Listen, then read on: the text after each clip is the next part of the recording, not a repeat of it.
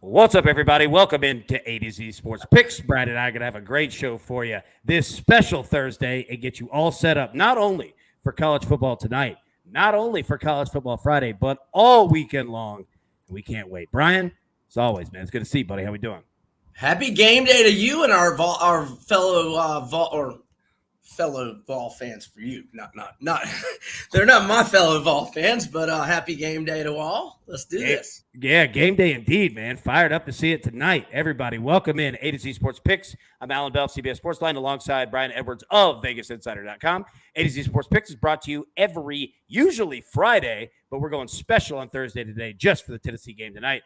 But it's brought to you by BetMGM, the king of sports books. And I want to tell you right now, it is BetMGM Refer a Friend Invitation Thursday here. Score a $50 bonus, all right? When your friends sign up via your invitation, they get $50 too, all right? Both of you get it. And here's the best part. You can refer up to 20 friends for up to $1,000 in bonuses. Who doesn't want a free $1,000 to use to bet this weekend? Man, do it right now in your apps on BetMGM. That is BetMGM, the king of sportsbooks. Visit BetMGM.com for terms and conditions. Must be 21 years or older. Must be present in the state of Tennessee. For gambling problem support, call the Tennessee Red Line at 800-889-9789. All right, Brian. So, that being said, kind of got a big game tonight. The Vols are back. Josh Heupel and the boys in Heupel's second season. Hendon Hooker, your starting quarterback, is ready to let it rip.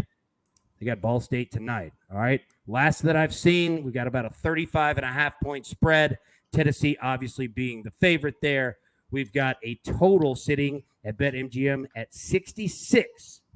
So I'm going to throw it to you first, buddy. What do you got on this game? What do you like? I'm going to do the team total in the first half for the Vols over 30.5 points. Hopefully I've noticed some books have got the price kind of jacked a little bit. I mean, if it's more than minus 150, I maybe relax and pass or just a small amount. But look, Ball State, so they gave up 44 when they played at Penn State last year, gave up 45 when they played at Wyoming, gave up 37 to Central Michigan. They gave up 28.4 on average, but, we're talking mostly MAC offenses.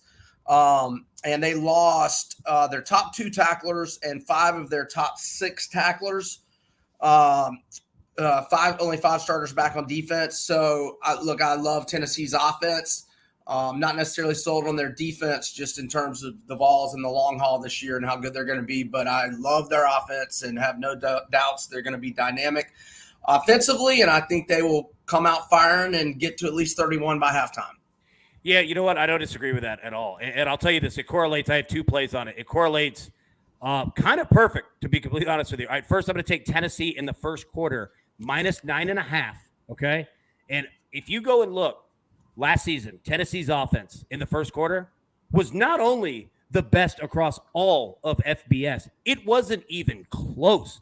If you go through the top 10, they doubled up almost every single team. I mean, we bet on them doing it against Georgia last year, and they did it. That being said, Tennessee didn't cover a lot of games last year overall. So I'm going to stay off the 35.5, although I don't think this, I'm not saying that as some be nervous about the game deal. Not saying that at all. I just don't want anything to do. It's a ton of points, especially, and remember, it's been a while since we bet football, all right? Think of how scoring is done in football. Think of your key numbers here, right? 3s and 7s, okay? 7 times 5 is 35, so that's 5 touchdowns. But you now need 6 scores to cover 35.5. So you're going to need 5 touchdowns and a field goal or 6 touchdowns. So just be careful there. I'm going to take Tennessee the first quarter, minus 9.5, especially because you have a returning play caller and a returning quarterback and a returning wide receiver in Cedric Tillman, who was their leader last year. I'll take that. There's familiarity there. Ball State's not going to have a clue of what the hell just happened when they score in, 47 seconds like they do now. They might give up a touchdown in 47 seconds. That happened a lot last year too.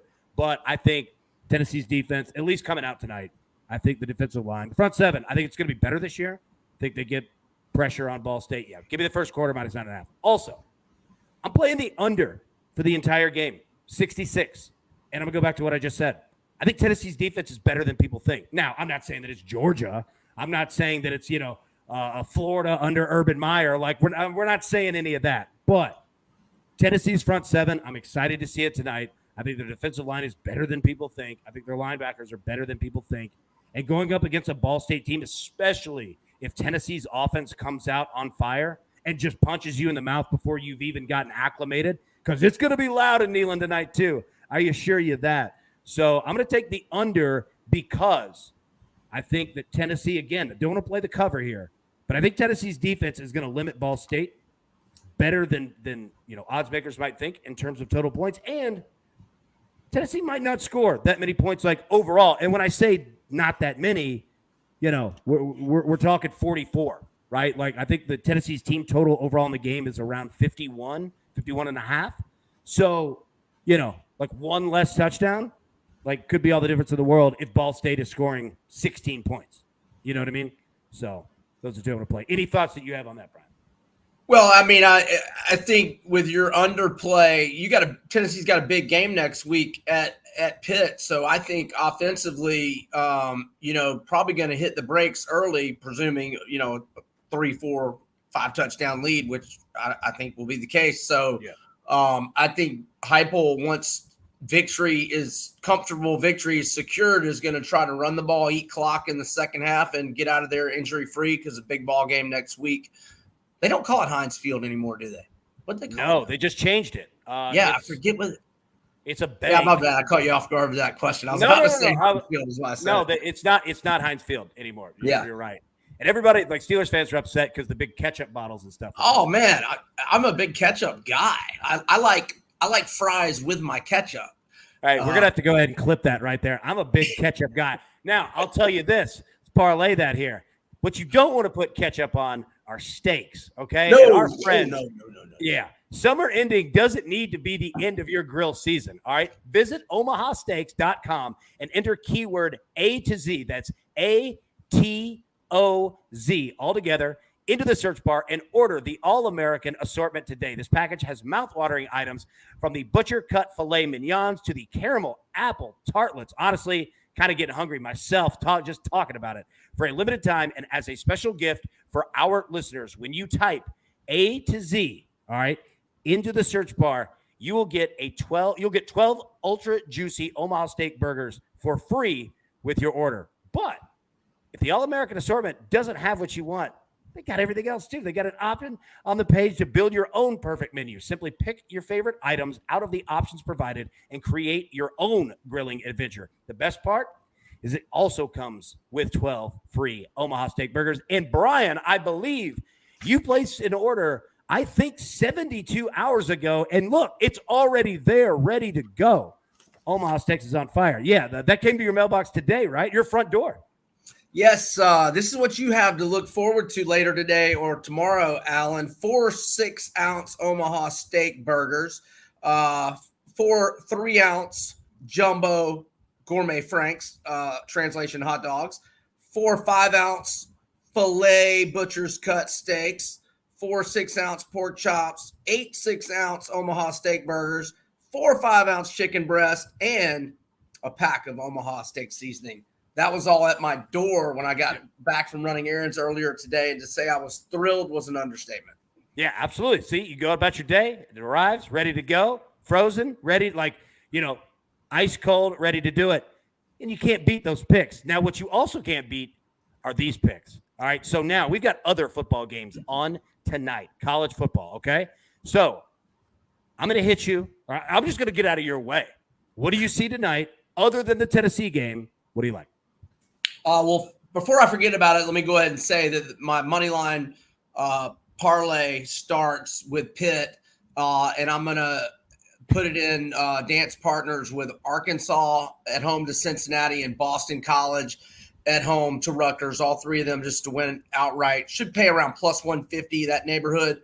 Pitt, Arkansas, and Boston College. LSU's my favorite pick, -3. I think we've got the home crowd advantage, obviously, in New Orleans.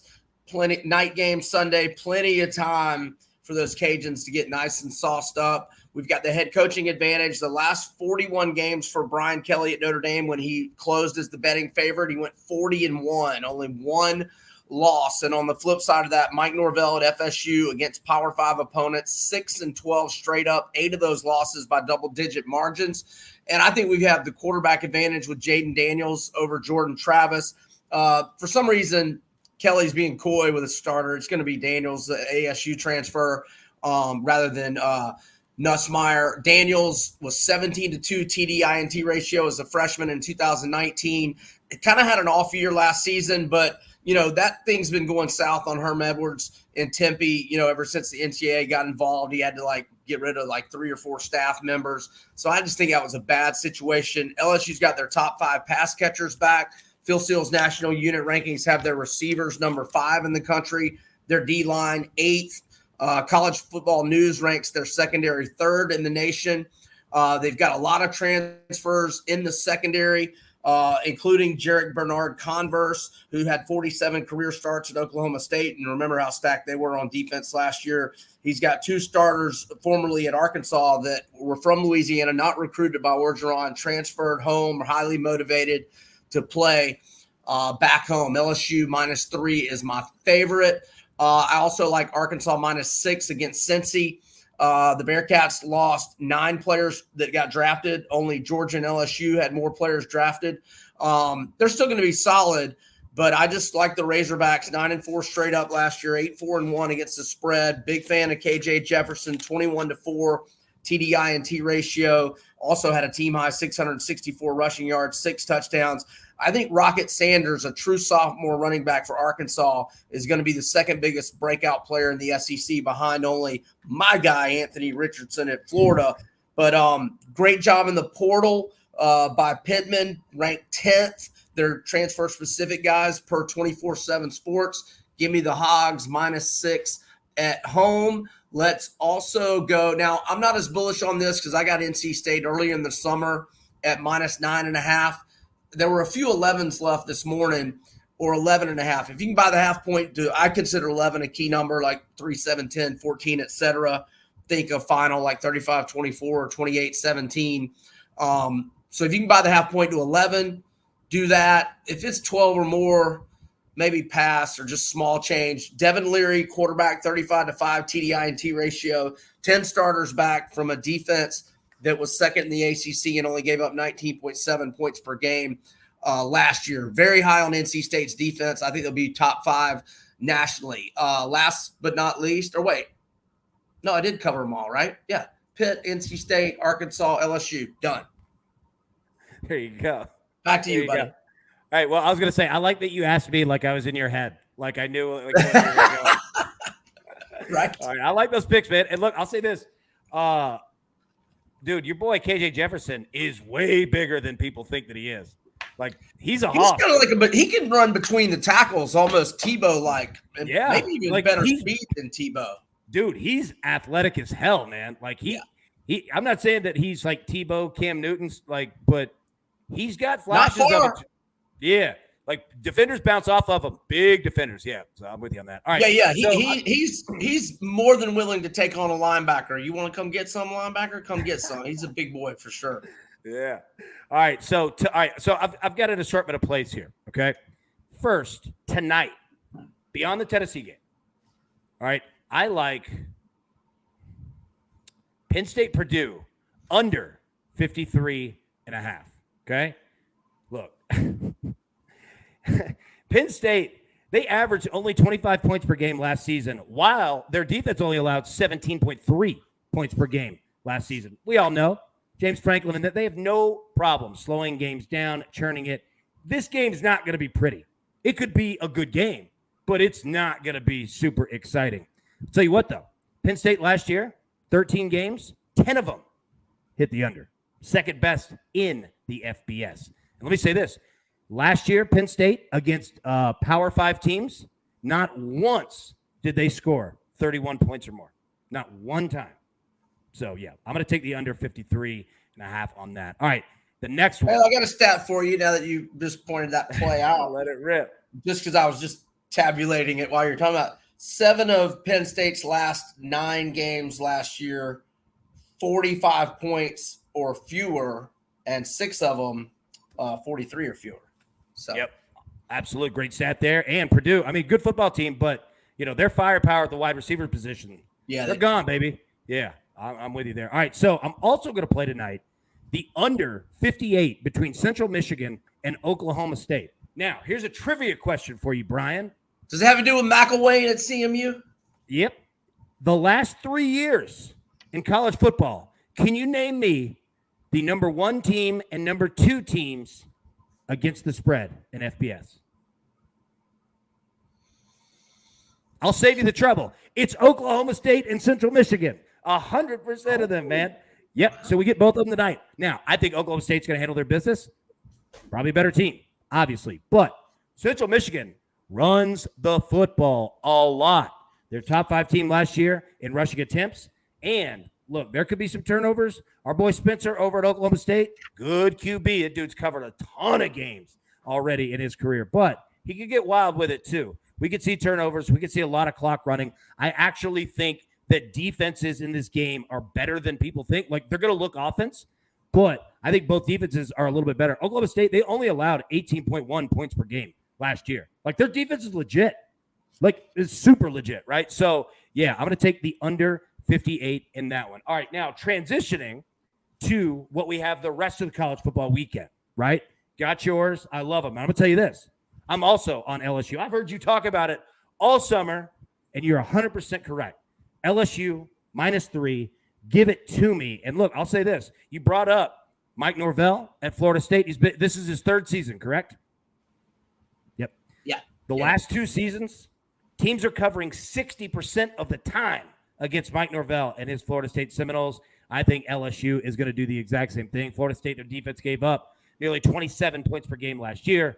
And I think that Brian Kelly being at LSU, yes, it will take time for them to get back to what LSU was. But I think just him being there alone, it has worked everywhere immediately where he goes. I think that the talent that they have across the board, it's going to be just a nice, honestly, calming benefit to that team, to where they actually have somebody who's not a cartoon in charge, right? Like, I like Les Miles. I like Ed Orgeron. They're cartoons, right? Like, you've got a real football coach who knows what the hell he's doing. Yeah, give me LSU -3 there. And think about how they've won 2 national titles. It's crazy. That's the craziest thing. With complete buffoons for head coaches.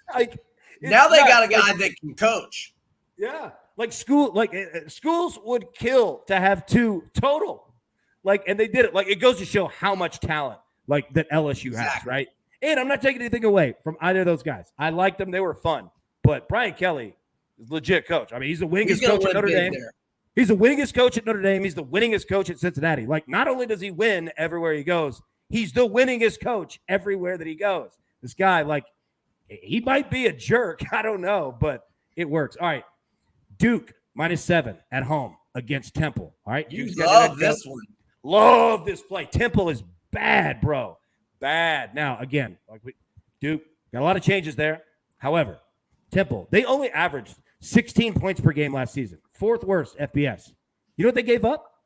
38 points per game last season. 9th worst. They're horrible on both sides of the ball. I watched them, unfortunately. They're not good. Duke -7. If you're going to do it, get it at 7. Do not wait and let it sit at 7.5. Take it at 7. I'm going to take them. All right, last one. San Diego State -6 against Arizona. I'm going to make a proclamation on the show right now. Everyone is going to wonder why in the hell San Diego State was only a 6-point favorite against Arizona. San Diego State has a new quarterback who is better than Arizona's got. And they've won 7 of the past 9 against the Pac-12. They're not worried. They do not look at them as big brother. You'd have some teams looking at the SEC. San Diego State dominates the Pac-12. They'll probably be in the Pac-12 here the next couple of years. So give me San Diego State -6, LSU -3, Duke -7. And there we go. So just talked a lot, and I probably just annoyed a lot of people. However, we have reached the final part of today's show. We've got more than just football. this weekend. However, we're going to be watching a lot of football. Are there any sports, anything else across the betting board, Brian, that you like this weekend? So I would love to get. I haven't seen. Maybe I haven't looked hard enough. I have not seen Anthony Richardson's over under on rushing stats or rushing yards. Excuse me. If it is fewer than 65, 70, I think he's going to rush for 100 yards. Yeah, I have no idea what it would be, but I will be looking for the over there. And I'm going to kick it back to you because I got to look at this list of props here a little more. Yeah, well, I was going to say, you know what? And we might have to take that off air onto Twitter, but that's completely fine. I'll say this. The only thing else, like besides football, pay attention to, I'm just going to say it, pay attention to the Colorado Rockies team total, like throughout these games against Atlanta. They performed very well in Atlanta historically. I'm not saying that they win the game. Like, Braves are like minus 300 something today. Should handle their business. But pay attention to that. Number 2, I'm taking the Dodgers money line, minus 130 against the Mets. Yes, I know the Dodgers lost 2-1 yesterday. They're good up against Jacob deGrom. Like, they're not going to throw out Jacob deGrom every single day. And we're getting Clayton Kershaw back from the IL. Los Angeles is 4-1 the last 3 years playing against the Mets in New York. And I think like they've won like 11 of the last 14 or somewhere around there.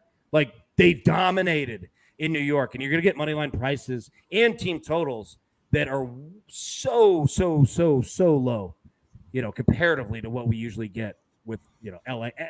Just taking the Dodgers to win a game usually is going to cost you 2-1, right? Like, the fact you're getting a minus 130. The Mets are good, don't get me wrong, but the Dodgers are much better. So I'm going to roll with them tonight. All right, throw it back to you, man. Okay, since when you sparked my brain when you went to another sport. Oh, I like a UFC underdog tomorrow night.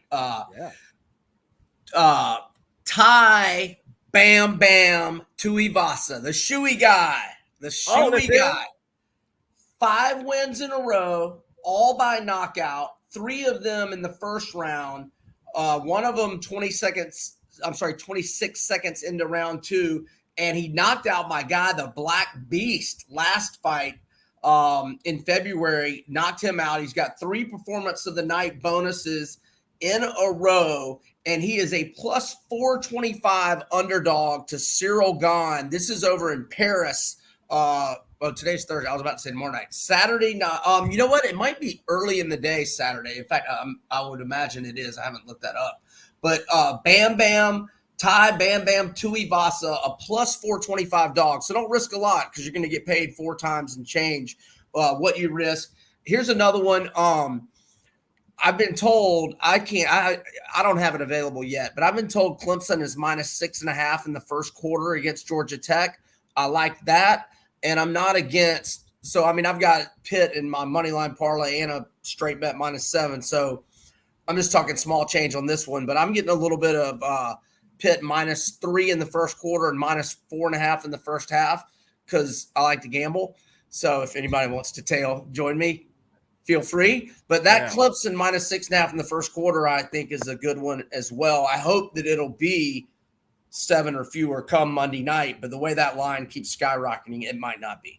Yeah, I was gonna say, like in the first quarter, like if you get a Clemson touchdown in the extra point, you're gonna cover that because Georgia Tech's not gonna score in the first quarter against Clemson. Yeah, I'm with you. I like that play a whole lot. What was the other one that you just said?